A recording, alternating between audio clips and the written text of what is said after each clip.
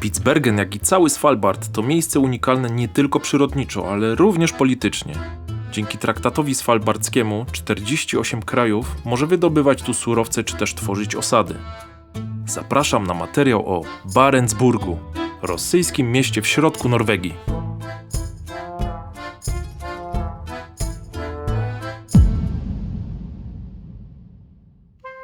Wycieczki do Barentsburga latem odbywają się jedynie drogą morską, gdyż do miasteczka nie prowadzą żadne utwardzone drogi. W zależności od warunków pogodowych, rejs w jedną stronę zajmuje od 2 do 3 godzin i rozpoczyna się z portu w Longyearbyen, natomiast trasa rejsu prowadzi przez Isfjorden na zachód. Wyprawy do Barentsburga aż do ostatniego dnia potrafią stać pod znakiem zapytania z powodu pogody. Nie chodzi o to, czy pada deszcz, czy też jest słonecznie. Decydującym czynnikiem jest prędkość wiatru. Rejsy odbywają się relatywnie małymi statkami lub motorówkami, dla których fale na pełnym morzu mogą być nie lada wyzwaniem. Po drodze natomiast można delektować się pięknem natury. Surowe, niemal puste krajobrazy zachodniego Spitsbergenu są po prostu niesamowite.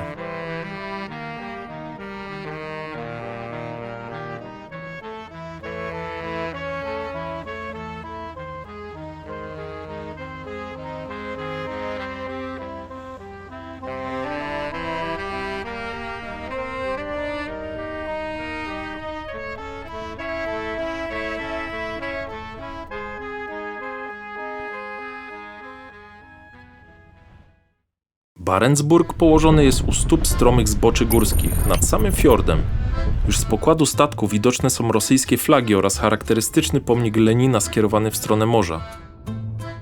Po wyjściu ze statku uwagę zwraca wysoki dźwig z powiewającą radziecką flagą, a następnie kultowy pazik, który przewiózł nas z części portowej do centrum miasteczka.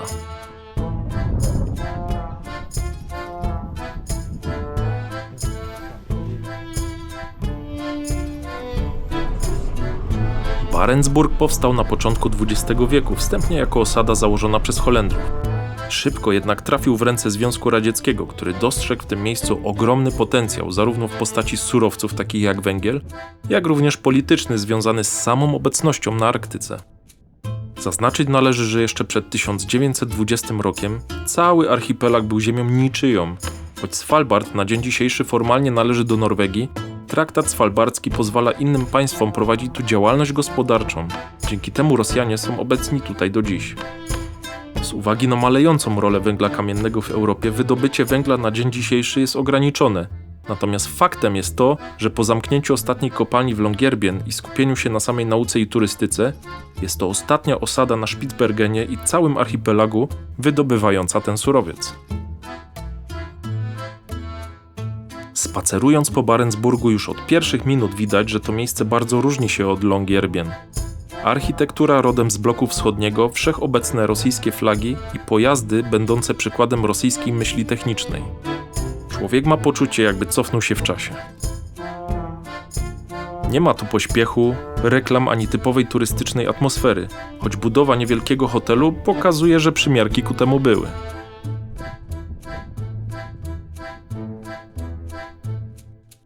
Centralnym punktem Barentsburga jest plac z pomnikiem Lenina, spoglądającego w stronę wody. Jest to wymowny artefakt epoki, a dla Rosjan symbol ideologii, do której nawiązuje napis traktujący o komunizmie umieszczony kilkanaście metrów za pomnikiem.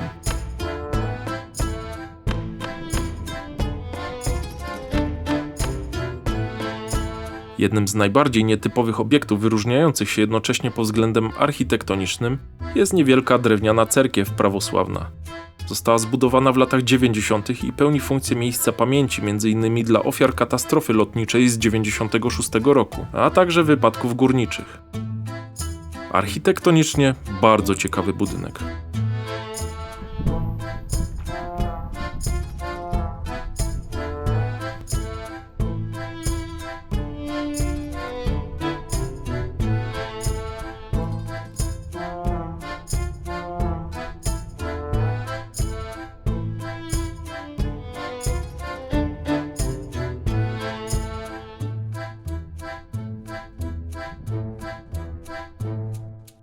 Ciekawostką jest fakt, że w mieście funkcjonuje browar rzemieślniczy, będący jednocześnie pubem.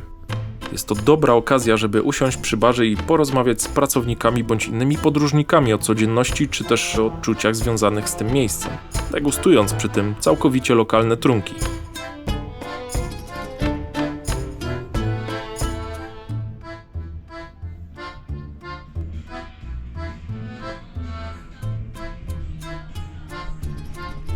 Beer or Russian beer, but it's not.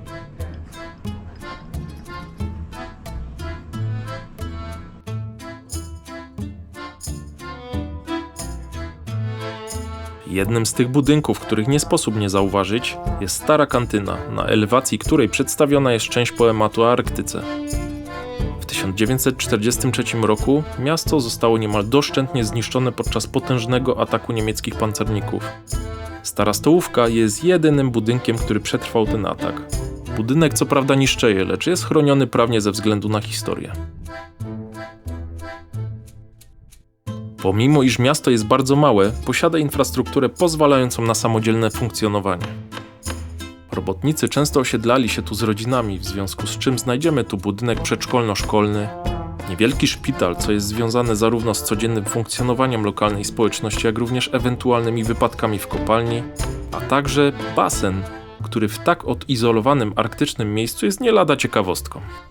Niemniej jednak faktem jest, że wszystko funkcjonuje tu trochę jak w zamkniętej społeczności. Jest tu sklep, ale asortyment jest ograniczony, ceny typowo arktyczne, a dostęp do świata zewnętrznego zależny od pogody i transportu morskiego. Choć w szczytowym okresie mieszkało tu 1500 osób, na dzień dzisiejszy miasto liczy około 400 mieszkańców i jest drugą co do wielkości osadą na Svalbardzie. Na stałe mieszkają tu głównie Rosjanie, Tadżycy oraz Ukraińcy, choć od 2022 roku procent tych ostatnich systematycznie maleje.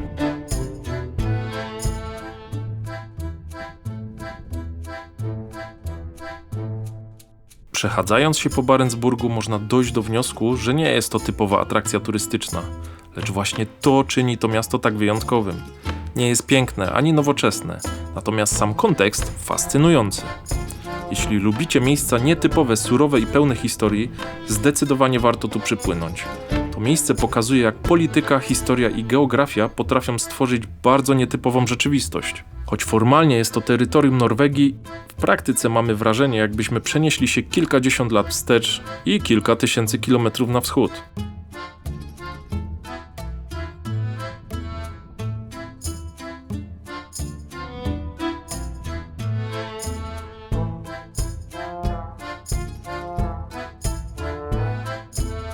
Jeśli materiał był dla Was wartościowy, zostawcie subskrypcję, łapkę w górę i podzielcie się swoimi refleksjami w komentarzach. Nie przegapcie również innych materiałów z serii o Arktyce. Mam nadzieję, do zobaczenia.